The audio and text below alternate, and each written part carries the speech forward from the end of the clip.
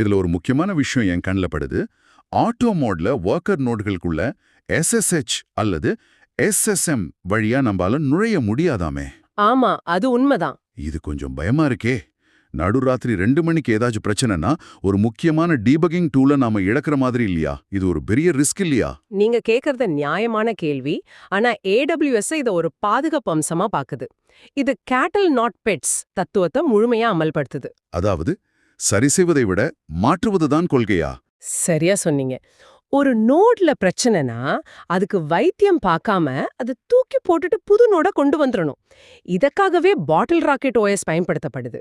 ஓ, அது மட்டும் இல்ல, ஒவ்வொரு நோடுக்கும் அதிகபட்ச ஆயுட்காலம் 21 நாட்கள் தான்.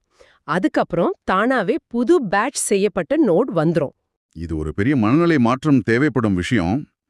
சரி, இந்த எளிமைக்கு நாம என்ன விலை கொடுக்க வேண்டியிருக்கு? ஏன்னா உங்க ஆதாரங்கள்ல ஒண்ணு EC2 செலவுல சுமார் 12% கூடுதல் கட்டணம் இருக்கலாம்னு சொல்லுது.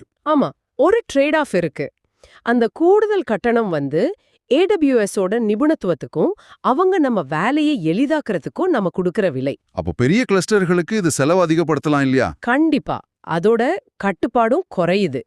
உங்களுக்கு ஒரு பிரத்யேக கர்னல் மாடியூல் தேவைப்பட்டாலோ இல்ல ஆடிட்காக SSH அணுகல் கட்டாயம் தேவைப்பட்டாலோ ஸ்டாண்டர்ட் முறை தான் உங்களுக்கு சரி. அப்போ யாருக்கு இந்த ஆட்டோ மோட் ஒரு வரப்பிரசாதமா இருக்கும்? உள்கட்டமைப்பு மேலாண்மையில நேரத்தை செலவழிக்காம அப்ளிகேஷன்கள்ல கவனம் செலுத்த நினைக்கிற குழுக்களுக்கு இது மிகவும் ஏற்றது. ம் AML ட்ரெய்னிங் அல்லது CI/CD ரன்னர்ஸ் மாதிரி திடீர்னு அதிக சக்தி தேவைப்படுற வேகமா ஸ்கேல் ஆக வேண்டிய வேலைகளுக்கு இது அருமையான தேர்வு. புதுசா ஒரு ப்ராஜெக்ட் ஆரம்பிக்கிறீங்கன்னா யோசிக்காம ஆட்டோ மோட்ல ஆரம்பிக்கலாம். ஆகா, EKS ஆட்டோ மோட் நோட்களை ஒரு பயன்பாட்டு பொருளா மாற்றி பொறியியல் குழுக்களை உள்கட்டமைப்பிலிருந்து விடுவிக்குது. சரியா சொன்னீங்க. இறுதியா உங்களுக்காக ஒரு சிந்தனை. சொல்லுங்க. ஆட்டோ மோட்ல நோட்களை நேரடியாக அணுகுவது தடுக்கப்பட்டுள்ளது. இது பிழைகளை சரிசெய்யும் முறைகளை பற்றி நம்மை மீண்டும் சிந்திக்க வைக்குது. யோசிச்சு பாருங்க, ஒரு கிளவுட் நேட்டிவ் உலகத்துல ஒரு சர்வரில் லாகின் செய்ய வேண்டிய தேவை ஏற்படுவது உங்க செயலியோ அல்லது கண்காணிப்பு அமைப்போ இன்னும் முதிர்ச்சி அடையவில்லை என்பதற்கான அறிகுறியா?